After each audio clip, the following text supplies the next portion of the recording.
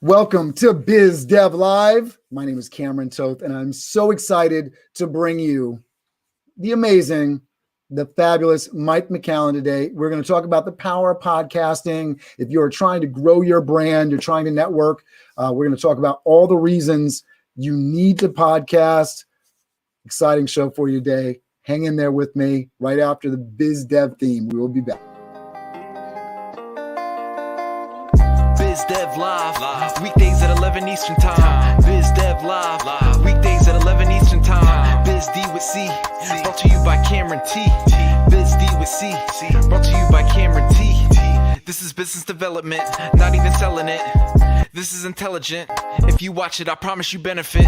Leadership and motivation, empathy and inspiration. Leadership and motivation, empathy and inspiration. Biz Dev Live, weekdays at 11 Eastern Time. Biz Dev Live, weekdays at 11 Eastern Time. Biz D with C, brought to you by Cameron T. Biz D with C, brought to you by Cameron T.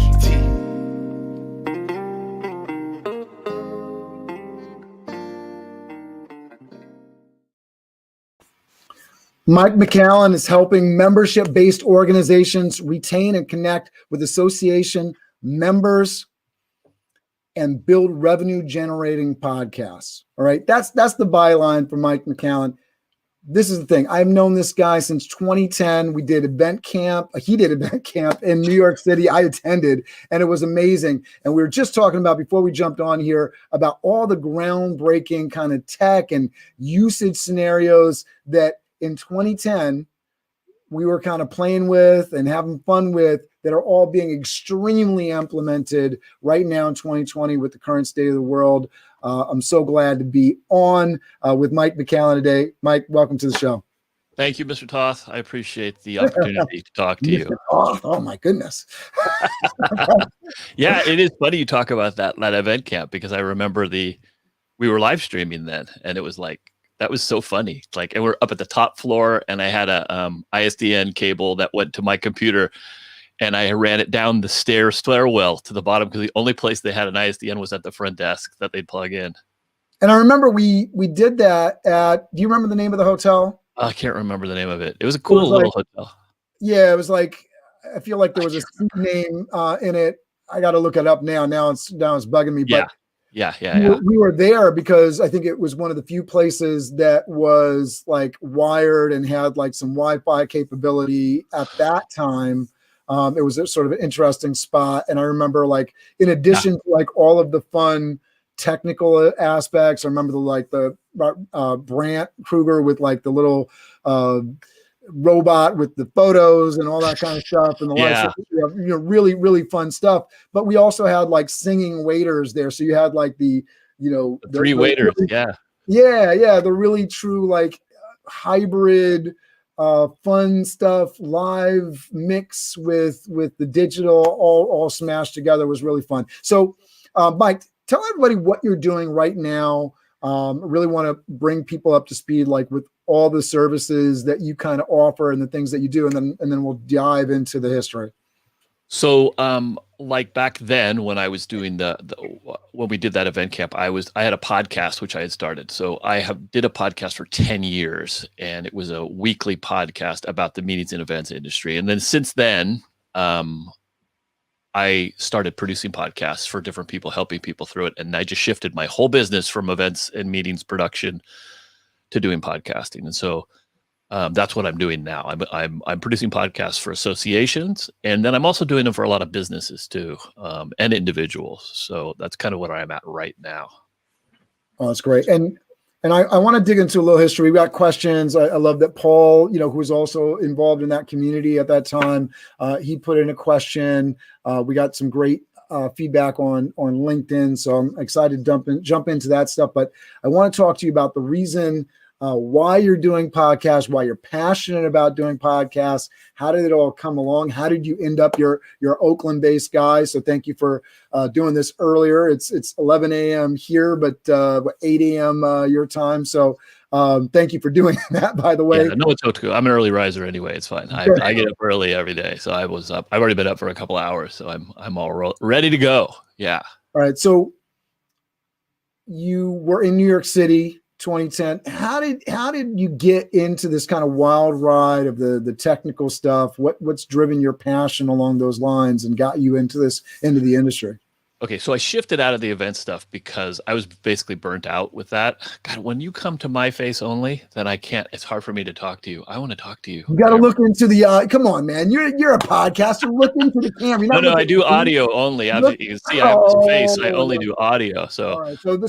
So you guys, everybody, you're getting a really great lesson in the difference between like podcasting, and now it's like confusing because everybody like has something like this on YouTube and they're calling it a podcast, and I get confused. I know other people are getting confused, but when we're talking about podcasts today, the main element we're talking about is these audio productions. So if you're listening to Spotify or on Apple iTunes and you have your favorite podcast, I know that the numbers say that, probably some of the things that people are probably paying attention to if they're listening podcasts is like a murder mystery, true crime, some of the most,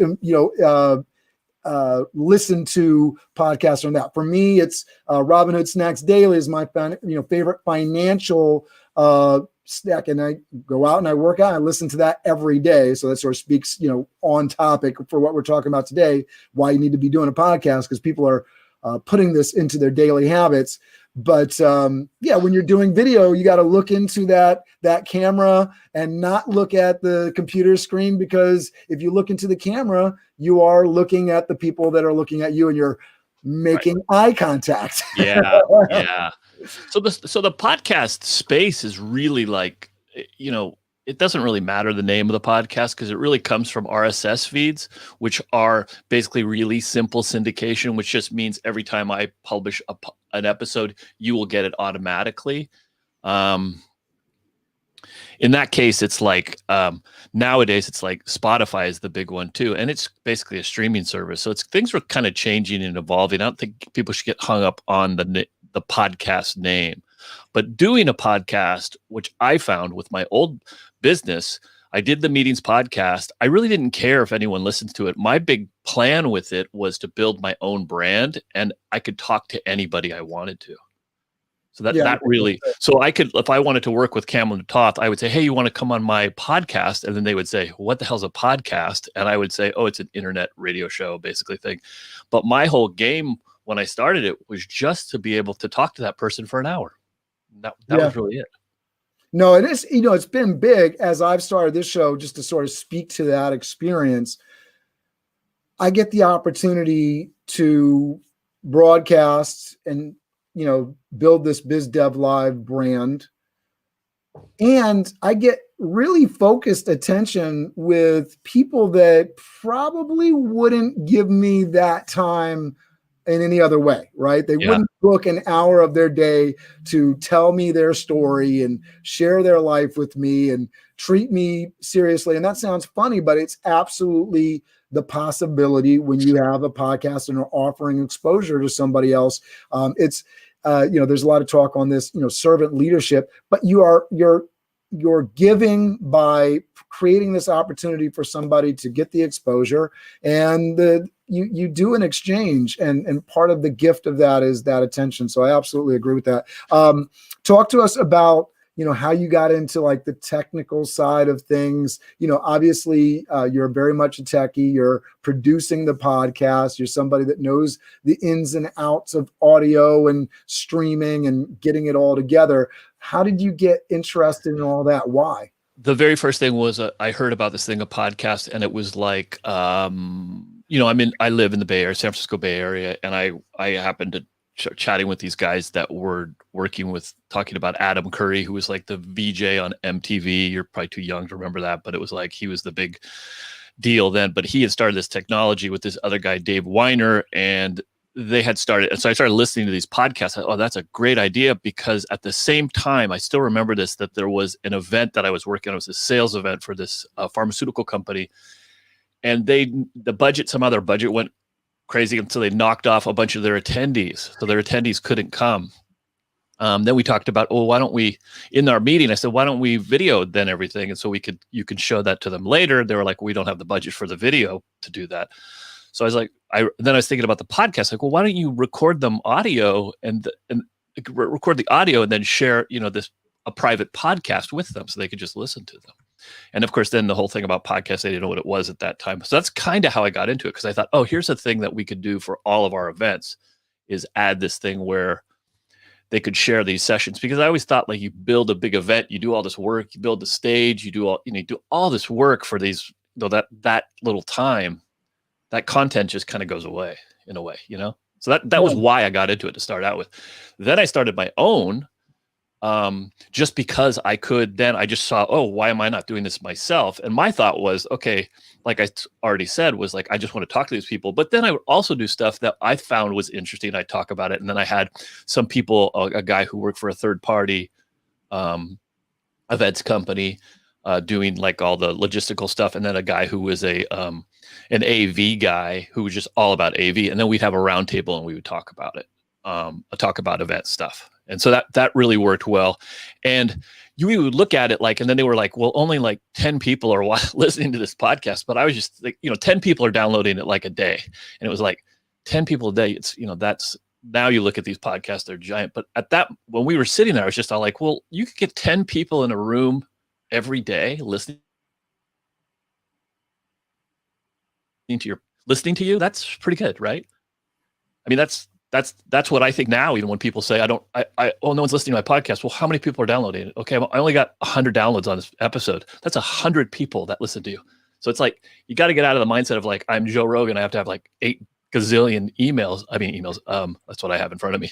I had 8 gazillion downloads. It's like, think about it. It's like you have that person's listening to you. They're physically, you're going into their head with their earphones. It's an interesting thought. Like, it's really something why I encourage, if you're into anything, start a podcast. If you want to start a little network of people, or start to build it. Yeah. I think one of the very interesting things about understanding the building of a brand, the building of a channel, the building of a podcast, whatever, however you want to describe the thing that you're building. I was just talking to an entrepreneur before we jumped into this, photographer, lives in Brooklyn, putting things together. And that idea that you are learning by doing, first of all, which I think is really, really important for anyone that, is like, oh, I don't know how to do this and everything. Well, learn how to do it. And the great way is, and going back to that event camp thing, so big, right? That understanding, like we were doing things and letting everybody know that was a part of it. Hey, something's going to break, but we're going to have fun and we're going to learn in the moment. And when you talk about events, and especially the events industry, it's sad that I keep going back to that time in my head as the fun, because the associations, the places where you would think they would be doing the avant-garde stuff, having fun, learning, pushing the edges, they don't. They go tried and true because they're trying to fill seats, and so they go safe, right? And I know for so many people, the strategy that really works is don't play it safe. Like, go out, have a good time, try something new. Right. You're going to stake new ground, and when you stake new ground, there's a lot of possibility, because you're in a place that nobody else is, that you're really gonna break out. Paul Salinger, he posted on LinkedIn this question: where do you see podcasts playing a role in the marketing mix in the current, maybe new event landscape?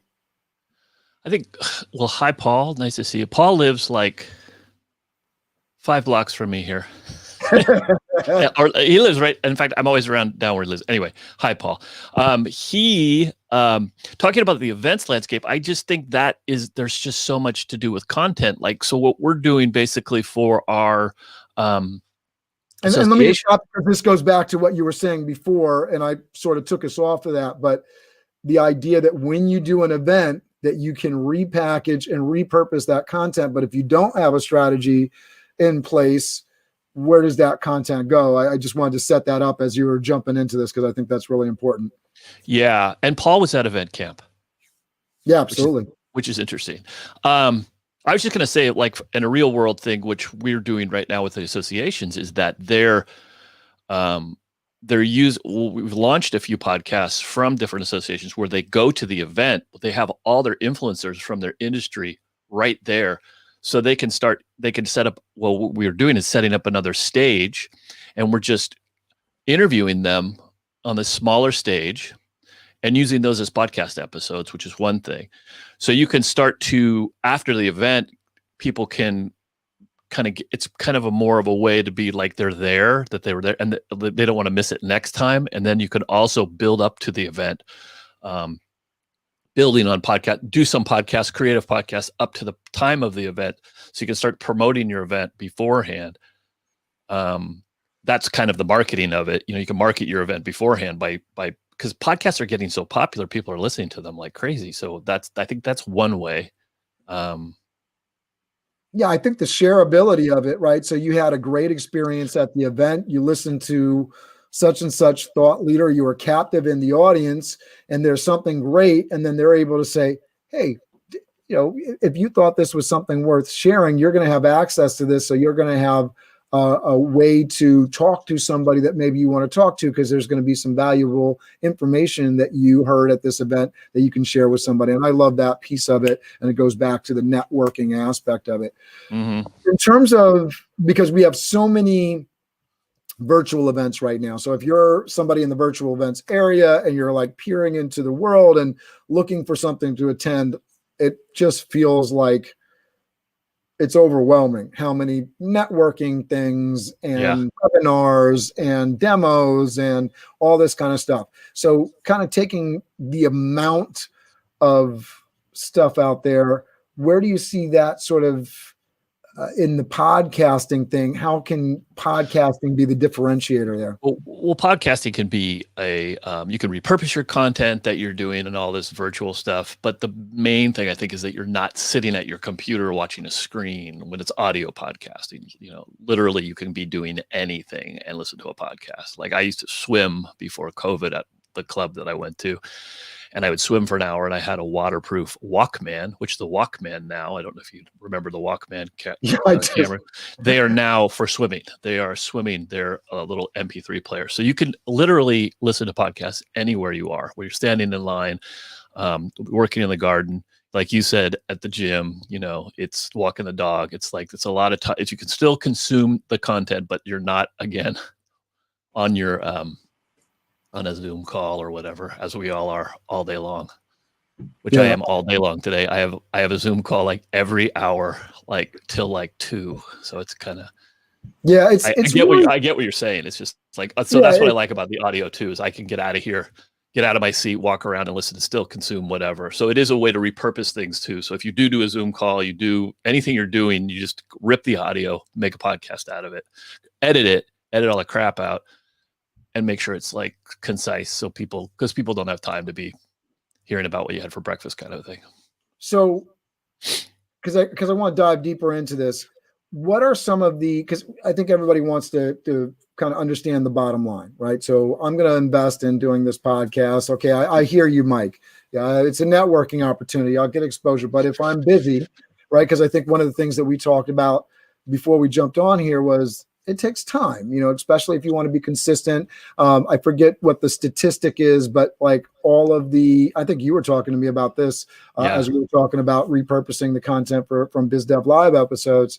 But the idea that, most podcasts don't have more than 6 or 7 episodes. Yeah. What happened was like Spotify bought this company called Anchor, and Anchor, you can go on there with your phone right now and start, you could record a podcast right now. You and I could just do one right now doing this, and then you could launch it. It would be on iTunes. It would be everywhere. Right. But like people are doing they're testing it out and doing 3 shows. And so I can't remember the stat either. It's like 80% of the shows in there in iTunes, which there's 1 million and some, only have done up to like 6 shows or 7 shows. I can't remember the stats, but it's really like there aren't that many podcasts out there, good podcasts. That's the thing. And you have to really commit to doing it. So like you were saying, like why should someone do one? Like these associations I'm working with, I do one for a pediatric dental association, and I was talking to them yesterday. They're doing another one now. They decided to do a whole different one for a different in their association. You have different people in association, so they have the doctors, the dentists, and then they have the residents. So they're doing a resident podcast now. And the reason they're doing this, they're finding out, but they're finding out that they're making tons of money, not tons, but they're making great revenue from these because their audiences are so targeted. And that's something to think about for your podcast. If you are in some sort of an industry, you target that industry. There's a whole group of people that want to get the ears of those, literally want to get the ears of those people. So they're making great revenue from it, and they're thinking of different ways. That's another way they can push their own. That's a big thing about when you're doing a podcast, is to think about what could you sell of your own. Like what assets that I have. Do you have a course? You have, even affiliate stuff. Like there's a lot of ways to make revenue with podcasts. Well, I love what you were saying, and sort of to chime in, because if you have an association, which an association, it's a member-based, subscription-based kind of thing for the membership. You're committed to doing events. So starting that podcast makes a lot of sense because you're already committing to generating educational content anyway. So you got half the battle and the commitment that we're going to have something scheduled on the calendar to do it. So there will be continual uploads. I wanted to kind of get back to that question because I think that's great. In talking about the ROI piece of it. So for somebody that, they're putting out virtual events and everything, and all right, so you're telling me I got to commit to it. If I get more than 7 or 8 episodes, I'm already way ahead of the pack because I'll blow past the range of the competition, right? So that's going to be a big plus for me. In addition to that, all right, so I'm creating this content. What are some of the best practices to make this work? And before you answer, I just wanted to shout out Leanne Calderwood, who also has a great YouTube channel, doing great work there. I'm not sure if she has a podcast, so I'd love to hear from her if she's doing the podcast thing too. Leanne, thanks for commenting in. But talk to us about some of the best practices that you're sort of seeing and people starting to put content out that maybe aren't necessarily a larger organization that have committed to monthly sessions. So you're saying like a company or an individual, or it was like. So I think this goes to Paul's question, right? So all these kind of new events things, everybody's pivoting to virtual. All right, so I'm going to start up this additional podcast piece, right? What are some of the best practices? I think when you're doing your market research for your actual event, you're looking at things of like what are the topics you want to have your educational.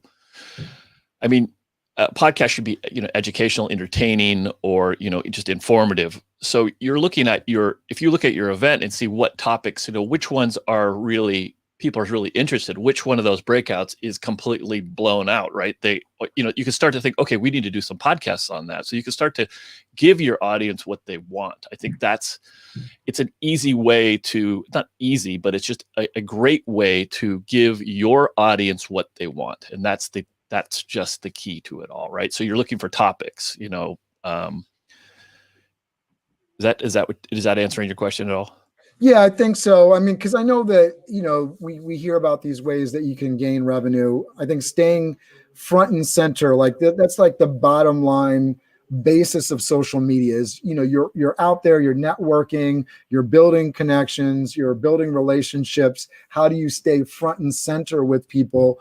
I know 2 of the phone calls that I had, or Zoom calls that I had, I'm still struggling with what to call these Zoom meetings, Zoom calls, phone calls, whatever, right? And actually one of them, because the technology wasn't working, transitioned from a Zoom call to a actual phone call, right? So the idea that you can get sponsorship for these things, you can be in front of people. There might be something that you're selling. You got your niche targeting. I think those are all great ROI best practices. Leanne also says, to Mike's point, we can repurpose our videos. Cameron, your style of videos, in my opinion, would be perfect for a podcast. I'd likely listen to more of your content on the go. And I think, you know, for some people that have YouTube Premium, I know I do that with YouTube Premium. If there's something that, you know, has like a format where, you know, to be honest, from a visual standpoint, we're not dancing, we're not Right. twirling, we're not, you Right. know, peacocking. Like there's not a lot visually going on. So do you really need to see this video? No, you could probably go and do something and listen to this in the background. Hopefully for anybody that's watching, comment, hit the like button and all that before you walk away, now that I've given you permission to do that. But that idea that you can take this content, put it on the podcast, and like Leanne's saying, she would be more likely to listen to more of it because she wants that educational content. And to that point, you know, the great thing about it's easy to edit.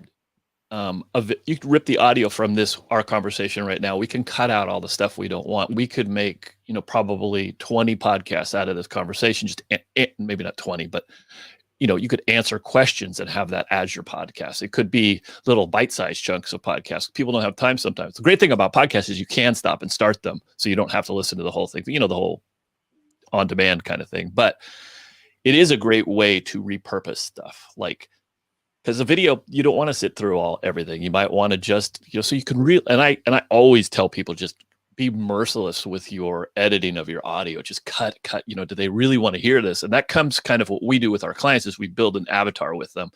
And we always say, hey, let's say our avatar is Paul.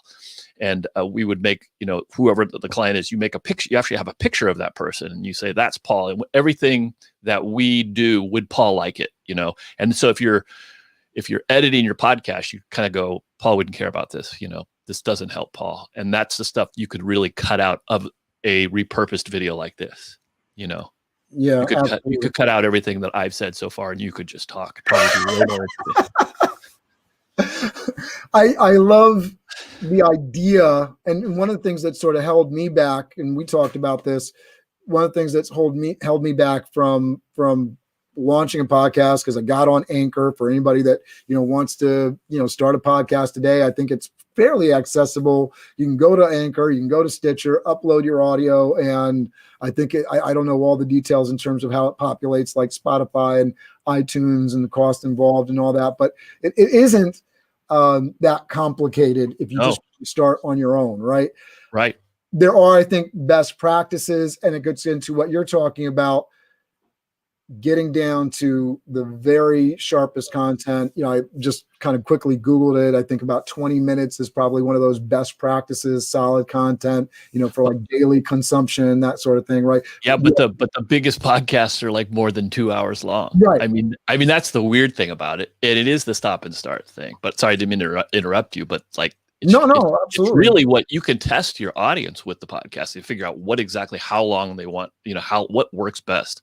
Is really, you get great stats from podcasting, so you can kind of see when people are dropping off and that kind of thing. So you really can kind of test, and you know, and the biggest thing about this, Cameron, is podcasting is not like a sprint. It's a marathon. You got to, like, you know, all these people that have these giant podcasts. I mean, remember Joe Rogan was doing it on live stream, his podcast, you know, back then in those days of event camp days, like, you know, years ago. He's been doing that forever, but just recently he became, you know, very popular. So it's an interesting game. You got to, you know, like you said, it's easy to do with Anchor, and I'm all for Anchor, but if you got to keep it going. So that's kind of the tech side of podcasting is not what somebody should worry about. They should worry about their media calendar and, you know, the time it'll take to do a good one and consistency. That's just, and when you're doing your podcast, they come out on the same day, same time, every time you know, your audience. The biggest thing about podcasting is making it a habit. You want it to be a habit for that person. You want them, like you just said, the Robin Hood one that you listened to. Yeah. You expect it to be there, right? Yeah.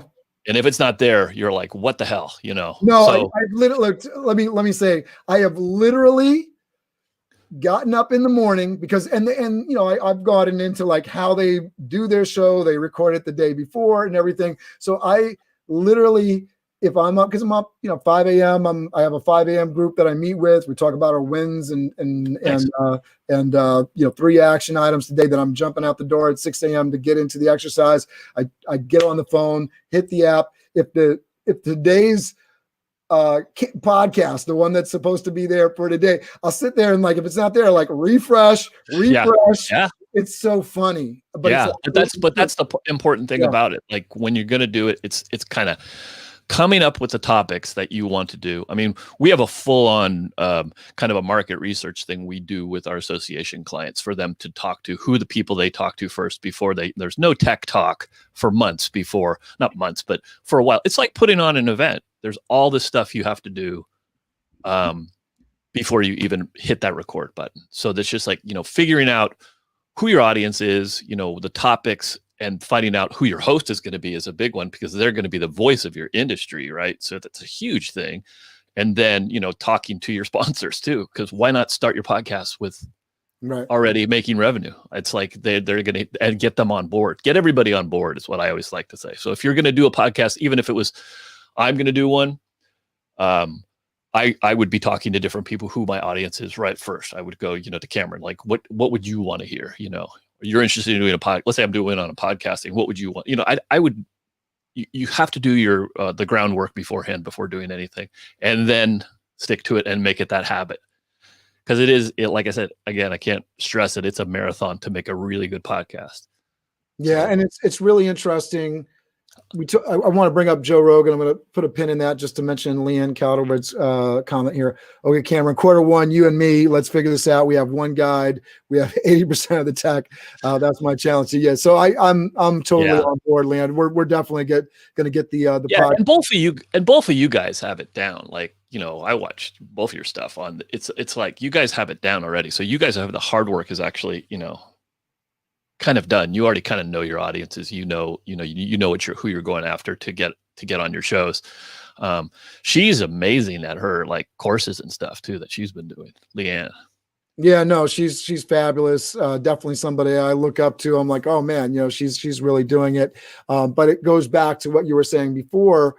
She's been very consistent putting out content. Yeah. I've certainly in the last 8 months as I started this journey, just being that consistent thing. I think it's very interesting where people see themselves in the process because they'll say, oh, wow, Joe Rogan, right? Biggest podcast in the world. And to your point, he started in December of 2009.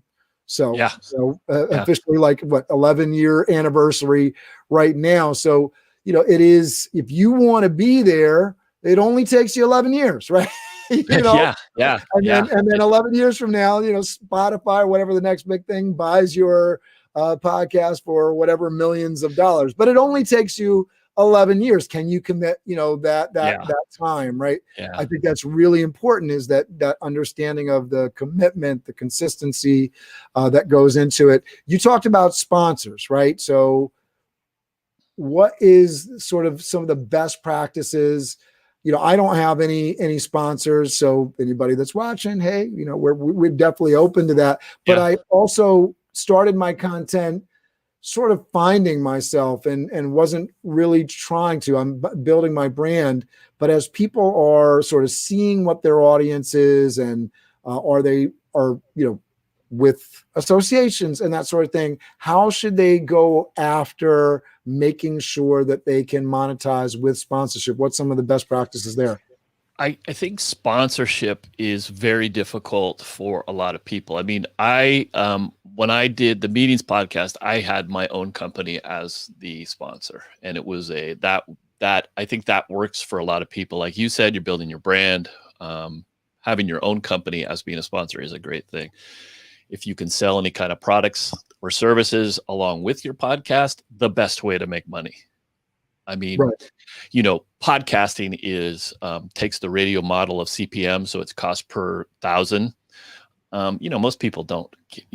Most people don't have that many. They can't do that. I mean, it doesn't work. You don't make any money. But like thinking creatively about how I can. If you want to sponsor, maybe you have a sponsored. I have a friend who I also run the California Podcast Association. I'm the executive director of that. We had regular meetings, monthly meetings for about 3 years in the Bay Area. But when COVID hit, we kind of went online and then it kind of petered out. I'm going to start those up again. But one speaker that came on, he has a podcast for his marketing. It's called Martech, and he'll have an interview with one person, but he breaks it up into 5 days. So it's it's a daily interview, or 3 days. It's 3 to 5 days. But he also buys ads on other shows to come to his show to build his numbers up, and then he sells sponsorship from the actual guests. Like the guests come on, it's a sponsor podcast. It's a wild way of doing it, but it's kind of, there's different ways to start playing with these things. Like there's different types of podcasts, right? I mean, so there's just so many different ways to leverage it, but it not necessarily sponsorship isn't always the best way. Yeah, I love it. And I think it's really interesting. There's so many different products and ways to offer products now. We got so many more access points to e-commerce. So I know as people are building their brand, you can look at this as an opportunity to build revenue by just, advertising your brand. You can actually sell products. I love the arbitrage there. I know people mentioned that business model to me. Hey, build people to come on your show, once you have a following. And I love that best practice that you just laid out, which is, all right, you want people to tune into your show. You can pay for advertising and other podcasts, because there's going to be a lot of other podcasts that have some communities. They're looking for any kind of, sponsorship value that they can get. Yeah. So pay for the attention, the eyeballs there, bring them over to your cast, and then sell that access to that audience. I think that's beautiful. And I think there's going to be some people that really benefit from that advice, because they're going to say, oh, wow, okay, this is a way to do it. That's amazing. And there's another thing now that, so more money is being thrown into podcasting. Ad dollars are coming in like crazy. So there's tons of podcasts, really great podcasts coming out. But one thing that they've started doing, which is dynamic ad insertion, promo insertion. And this is something that I've moved my clients and moving all my clients over to this company called Art19, who's a local Oakland company here. And they were coming to our California podcast meetings in Oakland, in the Oakland ones mostly, but they do dynamic ad insertion and promotion inserts. So that's kind of a thing thought too, is there's the, can you explain dynamic ad insertion for folks that aren't familiar? So what it is basically, a good analogy of it is, who's that comedian? Mark Maron, Mark Maron's podcast. Have you heard of that? Sure. So he had President Obama on, and he came to his garage where he did it. So President Obama came on, and I can't remember who the person was, the company that was in it. So they had an ad in there that these people had bought for so long, right? How long a time? But it was baked in there into the show. So I think that this one thing, it was just in there forever. No, actually, they didn't do it for time. It went in there forever. So it's just like they didn't have like a contract of like when it ends. So it's in there forever. That was the thing. So now you can pull ads in and out of podcasts. They have the technology, and you can geolocate them. This goes back to the event stuff too, is that you could put ads in your podcast for different areas of the country, for your event stuff, but also for promotional stuff. So for my clients, for the associations, we've started to do selling times. And so when that time runs out, you get it for the song, then another ad will drop in. But we have promos drop in there. So they may have their own webinar coming up. It goes on all of their podcasts immediately. I love that. And I think the power of that, because I listen to Gary Vee stuff. And so you start to see some of the ways that he drops ads into his own content to promote his stuff. So great for events like you're a media company that throws, event expos, creating that following around the topic matters to market that event expo that you're doing is a great strategy. And also this idea of the dynamic ads where you're on a service and because I think the benefit there is that they're going to share ad revenue with you, right? Yeah. Well, it's like a radio spot basically. So you pull them in and out. But the great thing about it is when that thing runs out, something else can drop in. So I worked with a friend of mine, had a company called Knit, and Knit, KNIT. He recently sold it, I think, but he would do, they would sell the ads and then they would bid on the ad. So you'd bid on who would get first placement and stuff. So it became this whole bidding situation for their website. I guess that's the way radio works too. But you would bid higher to get a higher spot on different podcasts. It was really fascinating. And then anyone could buy an ad, so you could put ads on there. And that's where that guy I talked about on the Martech, Benjamin Shapiro. He's not the conservative Ben Shapiro, but he's a different Benjamin Shapiro. He that's the system he was using. So he was buying ads on different shows that were other marketing shows. So it's fascinating to think how you could start to promote your events and stuff by, okay, go buy ads on other podcasts. We didn't even talk about that.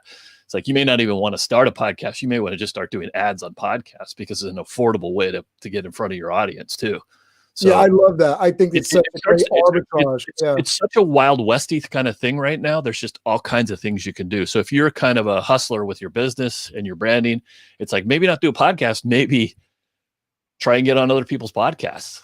Do you know what it costs, like, to get on some of these more popular podcasts? It's a CPMs, and I think it's like $10-$20 or something. It's like it could get expensive, but like on Knit, you could buy. We had a great story when I was working with him. I was helping him out selling the ads, and he had this guy in like Alabaster, Alabama. His name's Chris Smith, the guy who started. He's a great guy. This guy in Alabaster, Alabama had a plumbing company, and he's heard Mike Tyson had a podcast, and Mike Tyson's podcast was on Knit, and so he wanted to have his podcast on there. So he only had $50 to spend. So it ran like 2 times or something. But he was so excited. And of course, he got it and put it on his website that he's like, he was on there. His ad was on Mike. It's just funny to think how he did that. That's right. So you put, I love that. And shout out to Phoenix National Network. Excellent ideas, guys. Thanks for that. I love that idea because I've seen that as well, right? As advertised on this program, right? You get to add that to your thing. And look at you right now. You're just saying, I'm looking for sponsors. I don't, whoever's listening that might be buy a ad on his, I have a friend that bought an ad on, he has a podcast called Sleep With Me. We're in a mastermind group, podcast mastermind group, kind of like your 5 a.m. one. And he bought a sponsorship on a podcast. His podcast is called Sleep With Me, and it puts you to sleep, which is a whole other conversation we could have. And it's we got a little bit into the ASR conversation. No, but his is fantastic, and like he helps. I tell people, like my client the other day, I was in a call with him. I was like, "Oh yeah, my friend Drew, he's a Sleep With Me podcast," and she's like, "Oh my god, I love that podcast. I can't sleep. I listen to it every night." So he gets. Okay, and then we didn't even talk about too. The other way to make money is the Patreon way of having people who will sponsor you every month. So they may not buy a subscription, they might not buy a sponsorship. I should have talked about this earlier, but I'm glad I'm talking about it now. Yeah, is like you can have a Patreon account. Like I think Leanne has one. I think, doesn't she? Anyway, well, you can go in. Leanne can tell us. I'm not sure. I'm not. Yeah, I think she does. The Patreon but account. Like you could have so you want to support this person who's doing the show or doing whatever. Actually, Patreon is for anything that's creative. So like you could just. I'm a fan of Cameron Toth, and so I love his show. I want to help out. I can give him $5 a month. It's a subscription kind of a thing. So a lot of podcasters are doing this, and like Drew, who does the Sleep With Me podcast, I think he has 4,500 people giving him like $5 to $20 a month. That's crazy. It's amazing, and he spends a lot of his time. And in Patreon, you can do extra podcasts. So you could do. I have a friend also who has a podcast it's called The Congressional Dish, and she takes bills from Congress and she reads them like crazy, and then she'll do a podcast on that bill. She doesn't take. Leanne says no, she doesn't have a Patreon. Oh, she doesn't. Me and Leanne got some coworker goes. So we're gonna figure out the podcasting thing, so we get our audio content load. We're going to get our Patreon thing up. 0 sponsors ads. It's one of those things that it's a catch-22, I think, for a lot of people, because I think especially on the entrepreneur side, biz dev, you get into this so you sort of have no masters and can sort of call your own shot. So it's getting into that. I know Leanne is a thought leader, and you're pushing forward that. There's a lot of ways to do the personal branding thing. Another reason to start a podcast, right? Personal brand. Maybe you're a speaker, maybe you're a coach. More reasons for people to follow you and sort of know who you are. Get events where they're going to pay you to speak and be a part of it. So I think there's so many different ways to it, but I'm glad that we're getting into the specifics. I love the Patreon thing. I know that there's some other ones out there as well. In addition to Patreon, I think there's, what is it? Fans only. There's a few of those kind of. There's one that's podcast specific called Glow FM, which is a really good one. I was going to say about that congressional dish one, just to finish that up. That her podcast, she does congressional bills, but she has golf swings every time she swears because she gets so angry about what the government's doing, and she'll say a swear word, but she gets the golf swings out. She'll put a golf swing in. I mean, instead of the swear word, a golf swing comes on. So on her Patreon account, which people pay for, she swears on that one. She has the show on there. If you're a $5 a month, member, then you get the one with her swearing in it. And people love that. So it's just an interesting way so you can have tiers in there. I just wanted to finish that. Patreon's pretty powerful for someone who starts to get you could be like a guy I know has horse podcasts. Well, I won't go into that. I have all kinds of I have all sorts of like different. People are gonna wonder where that conversation was going. Yeah, no, but I just like way people are making money from things. It's just wild. There's so many different ways. I mean, someone should write a book. Maybe I should do that about just like different ways to make money and then examples of how people are doing it. But I digress on everything. I love that because I think there's definitely a thing. So you've heard it here, folks. Mike McAllen's book on podcasting is coming soon. Talk to me about some of the fun stuff that you've gotten to do and record and work with. I know that you're recording a lot of stuff. So what has been the most kind of entertaining thing for you to record in terms of shows and stuff? Because I imagine there's a lot of just conversational stuff, which probably isn't super exciting, but I know you've been a part of some events where you've gotten to do some stuff where there's staging and whatnot. I think there's just been so many different stories. I mean, the storytelling around podcasting is the biggest, storytelling in general, obviously, is something that's interesting. We tell stories down through the ages. It's how people learn things, right? People didn't read, they heard the stories. I don't know what a specific fun story, but I mean, well, yeah, I agree. Power of stories is amazing. So that's what I was kind of asking for, is if you had a fun story or if there was something that was particularly. I think the one of the biggest ones I always kind of remember is doing the Meetings podcast, and then the guy who was on the podcast was talking about an elephant that was at an event, this big corporate event, and they had an elephant that the CEO was going to ride out on, and then it actually died backstage. Oh, no. Yeah. So it was like right before. So you can imagine, anyway, being in the event. I can imagine the conversation. In the back of the thing. The elephant ready? No, he's dead. So what do we do? The CEO was pissed. So it was just an interesting story about, I will go into like what they did with the elephant and stuff, but it was just a horrible, that was just one. That's popped right off the top of my head because I always remember him telling the story like, oh my God, I can't. I mean, when you're in the business and you're like, oh my God, what would you do then with anyway, that's one fun story that I have. So if folks are trying to get in touch with you to get advice to potentially get their podcast set up, how would you like them? And for everybody, Mike's LinkedIn link is down below, but how would you like people to reach out to you and get in touch regarding? I think LinkedIn's a great way. I think they can email me at Mr. Mike McAllen, is my name spelled out with a Mr. in front because they didn't have just Mike McAllen, some other Mike McAllen. But I have the two companies that I run is the podcastguys.com and then podcasting the number 4 association. So you can find me, but LinkedIn's probably the easiest way. And who are the people that you're trying to work with the most? Like who's a good person that should really reach out to you? I have the two. I started the Podcast Guys because I'm helping a lot of people do their podcasts, and I'm and the podcasting for associations is basically working with membership-based organizations, and that's what I was doing. But then I started ending up helping different people. So I'm like, I got to start another company just to shift everything and separate everything. So that's I work with individuals and then also businesses and then the membership based organizations. So Beautiful.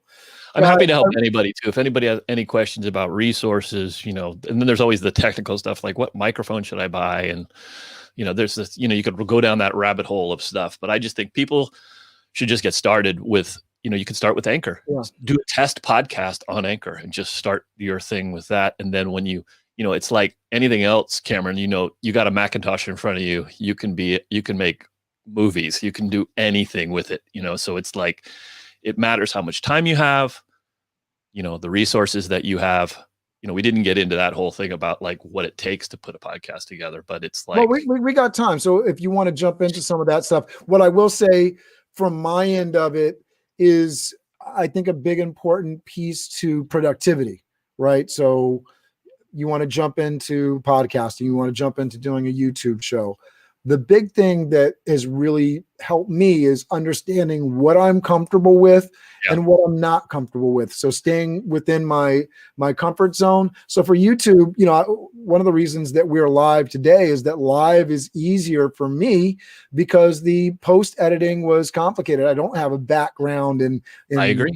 editing video, right? So we're going to, I'm now, getting to the point where we're going to go back and, we're going to hire somebody to go back through the videos and get somebody that is good at post editing to create some videos that are going to be a little bit more fun, a little bit more consumable, like candy versus, this healthy fruit of a long conversation, right? Right. Or vegetable, rather. The idea though that you can do a lot of different things, but if you stay within your comfort zone and you're consistent with it, you're going to have a lot of success. Go ahead and tell us some of the things that go into podcasting. Well, so that's a total rabbit hole. I shouldn't have said that. There's all kinds of things you can do. It's like really like working out like your show first of all, like what you want to do, who you're speaking to. That's the biggest thing, the just getting that together, what your topics are, that kind of stuff. So if you're going to start to do it, there is the Anchor, which is the free way to do it. You can do it totally free. But if you want to do your own, God, I really like, there's a bunch of different ways, and you really got to figure out what your format is. So if you're going to do something like you and I are doing this, like you just want to do, you're going to interview people like you and I, you would use something like Squadcast, which is another Oakland company. It's Squadcast FM. And you and I would see each other like this, but you would get a really big fat wave file, which is not like an MP3 file. It's a big fat wave file that you can edit that file and you get 2 tracks. And people are probably losing people on this, but no, I think that's important, right? Yeah. So when you're editing stuff, if you have a sharp, because right now, like we just had a moment where we're speaking over each other. Yeah. And that audio is not great. Right. So that's we could talk all about audio editing. We could do a whole talk on different things you could do, but the main thing would be, it's easy to do it on Zoom. You can do, it's compressed, I don't know StreamYard, what the audio is from StreamYard, how compressed that is. I think it's a little better, but maybe not. I don't know. But what you're trying to do is to give the main goal with it is to get the best audio you can. And I know it's like, it's easy to do it on Zoom. It's easy to do it. That's what I kind of talked about your Mac. It's like starting to think about, I think the best thing is just to start recording something somewhere. And get going on it, because you can always improve it. And I think people get hung up on the tech, and it's like, just don't worry about the tech at first, because like I said, it's a marathon, not a sprint. Well, so your first shows, if you listen to anybody's first shows, the biggest podcaster in the world, their first shows sound crappy, right? Yeah. Just anybody. So, and people are not as forgiving nowadays as they were before. So you pick up a podcast now, you'll listen to it. So you want it to kind of sound good, but Zoom gives you good enough. So anyway, I think Cameron, if people want to know about how to do a podcast, they just email me and I could talk them through it really quick. But I don't think right now it's like, let me interject here. So one of the things that I think you're getting at, which I think is really, really, really, really, really important, whether you're podcasting or just jumping onto a Zoom call to network and engage. And especially if you're doing anything along the presentation where your intent is for multiple people to pay attention to you, getting someplace where you have quiet, where you have a kind of a studio-esque atmosphere, because whatever technology you're using, if you got background noise and crazy stuff and lighting weird, we're talking about video now, but especially for audio, if you got pipes clicking in the background and bathroom, you don't realize it because you're talking and you hear your own voice,